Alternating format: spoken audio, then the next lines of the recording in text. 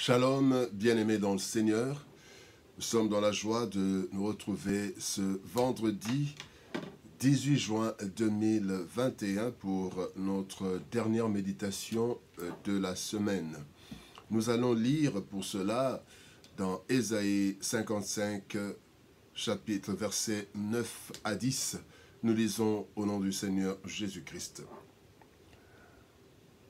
Autant les cieux sont élevés au-dessus de la terre, autant mes voix sont élevées au-dessus de vos voix, et mes pensées au-dessus de vos pensées. Comme la pluie et la neige descendent des cieux, et ne retournent pas sans avoir arrosé, fécondé la terre et fait germer les plantes, sans avoir donné de la semence au semeur et du pain à celui qui mange. L'exaucement de Dieu. Bien-aimés dans le Seigneur, tel est le thème de notre méditation de ce vendredi 18 juin 2021. De nombreuses fois, bien-aimés, il nous a semblé que Dieu n'écoutait pas nos prières, ou alors c'est nous qui prions mal. De nombreux espoirs se sont transformés en déception après une longue attente de l'intervention de Dieu qui ne venait toujours pas.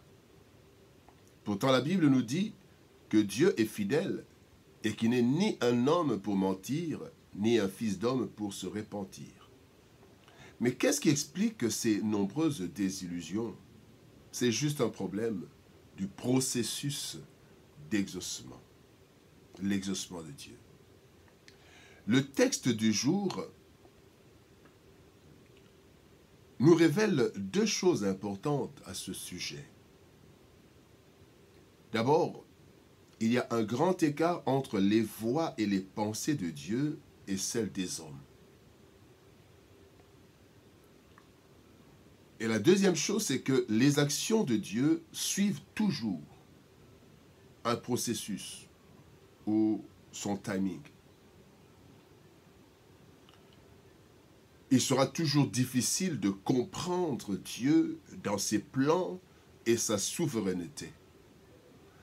Voilà ce qui nous cause parfois des difficultés, et nous voyons même à travers la Bible. Jérémie s'est plaint dans les Lamentations, Asaph s'est plaint, parce qu'en fait, il y a un grand écart entre les voix et les pensées de Dieu et celles des hommes, et nous n'arrivons pas à saisir cela. Voilà ce qui nous cause parfois des difficultés. Quelles que soient nos requêtes, bien-aimés, Dieu y répond en fonction de plusieurs facteurs et selon un timing. Le verset 10 est édifiant, comparant la parole de Dieu à la pluie. 4 étapes. La première étape, il est dit, la pluie descend. C'est la première étape du processus. La pluie descend. Et puis après, elle arrose le sol. Et quand elle arrose le sol, elle féconde la terre. Après avoir fécondé la terre, elle fait germer les plantes.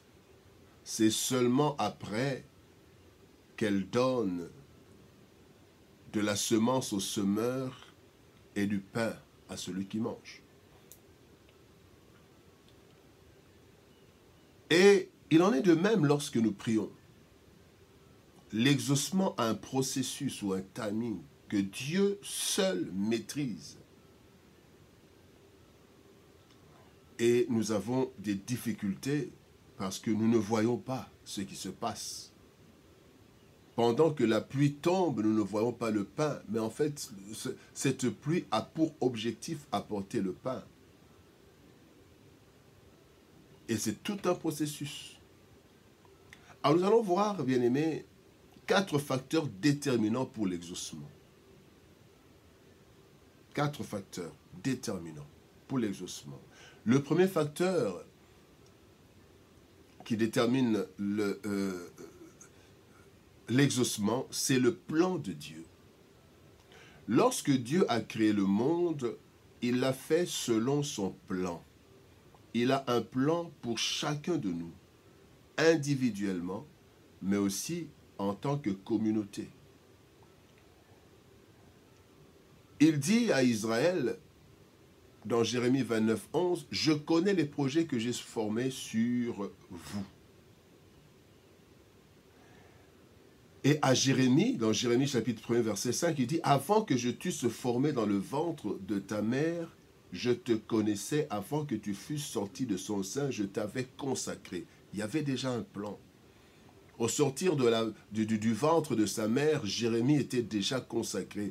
Et la Bible dit que tous les jours qui nous sont consacrés sont déjà inscrits dans un livre. Donc Dieu a un plan. Nous devons donc savoir que nous faisons partie du plan de Dieu et que Dieu a un plan pour chacun de nous. D'où la prière du Christ qui nous a apprise. Que ta volonté soit faite sur la terre comme au ciel. Parce que nous sommes dans un plan d'une volonté qui doit s'accomplir sur la terre, mais décidée dans le ciel. Il y a un plan. Les choses ne sont pas là au hasard. Donc nous faisons partie du plan de Dieu. Et quand nous prions, Dieu, avant de nous exaucer, consulte son plan, si on peut dire. Donc il nous exauce à travers son plan. Deuxième élément déterminant, c'est l'opportunité de l'exaucement. Il y a le plan de Dieu, mais dans ce plan, il y a aussi l'opportunité de l'exaucement. La Bible dit qu'il y a un temps pour tout. L'exaucement de Dieu est une bénédiction qui doit nous enrichir et non le contraire. Selon qu'il est écrit dans Proverbe 10, 22, c'est la bénédiction de l'Éternel qui enrichit et la fait suivre d'aucun chagrin. Quand nous prenons l'exemple de Joseph, Joseph, bien-aimé, dans Genèse chapitre 40, Joseph a demandé l'intervention du chef des échansons du roi pour être libéré. Et il avait certainement aussi prié, il avait certainement supplié le Seigneur. Mais la Bible nous dit, au verset 23, Genèse 40, 23, la Bible dit, « Le chef des échansons ne pensa plus à Joseph, il l'oublia. » Bien-aimé, il l'oublia. Malgré la requête, malgré la prière, malgré la sainteté, la sanctification de Joseph, l'échanson l'oublia. Dieu n'avait-il pas entendu la prière de Joseph? Si. Dieu avait entendu la prière de Joseph, mais l'exaucement n'était pas opportun en ce temps-là. L'opportunité de cet exaucement a eu lieu 2 ans après, dans une prison. Bien-aimé, innocent, il était innocent, injustement arrêté. On l'oublie, mais c'est 2 ans que l'opportunité de l'exaucement est apparue, est arrivée. Dans Genèse, il est dit, Genèse chapitre 41, verset 1er, « Au bout de 2 ans, Pharaon eut un songe. Voici, il se tenait près d'un fleuve. » Donc, l'opportunité, c'était, Dieu attendait le songe de Pharaon. Bien-aimé, Dieu nous exauce au moment opportun, mais pas nécessairement quand nous le lui demandons. L'opportunité de la libération de Joseph, c'était à partir du rêve, du songe de Pharaon. 2 ans avant, bien qu'il méritait de sortir, mais Dieu ne l'a pas fait sortir, il l'a gardé là-bas. Troisième élément, troisième facteur, c'est notre préparation. Toute bénédiction, bien-aimé, tout exaucement demande une certaine préparation. Une personne non préparée à une situation risque d'être détruite ou de détruire ce qui lui a été donné. Moïse était appelé à être le libérateur d'Israël. Cependant, il a passé des années dans le désert avant de commencer sa mission. La première tentative individuelle, personnelle, a été un échec quand vous lisez dans Exode chapitre 2, versets 14 et 15. Il a essayé de libérer par ses propres forces et finalement, il a dû s'enfuir. Et la tradition juive parle de 40 ans de préparation dans le désert. Il a vécu 40 ans dans la maison de Pharaon, il a vécu 40 ans dans le désert et le Seigneur le préparait. Il a pris et il a vécu 40 ans avec Israël pour traverser le désert. Bien-aimés, quand bien même notre prière pourrait être légitime, nous devons savoir que les temps de préparation sont indispensables et le temps dont la durée n'est pas connu, n'est connu que de Dieu, n'est pas connu des hommes. L'exaucement, bien-aimé, attendra la fin de notre préparation. Seul Dieu sait quand nous serons prêts. Quatrième et dernier élément, dernier facteur, la préparation de l'environnement et des circonstances. L'exaucement dépend aussi de la préparation de l'environnement et des circonstances.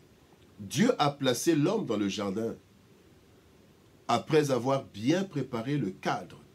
L'homme a été, bien-aimé, quand vous lisez dans Genèse chapitre 1er, verset 26, vous allez voir que l'homme a été la dernière créature. La dernière créature. Quand il a créé l'homme, et puis après il dit, il y a un soir, d'ailleurs il avait vu, il a fait, et voici, cela était très bon, Dieu a dit, voici cela était très bon, il y eut un soir, il y eut un matin, et ce fut le 6e jour. Après l'homme, rien d'autre n'a été créé. Il fallait que d'abord le cadre soit préparé. Il en est de même, bien-aimés, chaque fois que Dieu veut nous exaucer, il prépare l'environnement, il prépare les circonstances, afin qu'il soit favorable à notre épanouissement. Dieu a attendu que les Amoréens arrivent au comble de leur iniquité pour les faire partir et placer Israël. Il lui fallut que Esther attende les erreurs de Vachi pour que Vachi parte et qu'Esther la remplace. Et Genèse 14, 15, parlant des Amoréens, 15, 16 plutôt, dit, à la 4e génération, c'est Dieu qui parle à Abraham, à la 4e génération, ils reviendront ici, car l'iniquité des Amoréens n'est pas encore à son comble. L'environnement n'est pas encore préparé. Vachi règne encore. Il fallait que Esther, sans le savoir, attende. Peut-être qu'Esther priait pour un mariage. Peut-être. Mais il fallait qu'il attende que le cadre soit préparé. Que Vachi soit détaché de ce lieu-là. Avant de nous exaucer, bien-aimés, Dieu prépare les circonstances et l'environnement. Le timing de Dieu, l'exaucement de Dieu. Parfois, nous nous décourageons devant la longueur de notre attente d'un exaucement. Notre nature n'est pas assez patiente, il faut le dire. Surtout lorsque les choses se font sans que nous puissions en voir le développement. Ce que nous devons savoir, c'est que Dieu a un timing qui intègre plusieurs facteurs dont son plan, l'opportunité de l'exaucement, notre préparation ainsi que la préparation de l'environnement et des circonstances.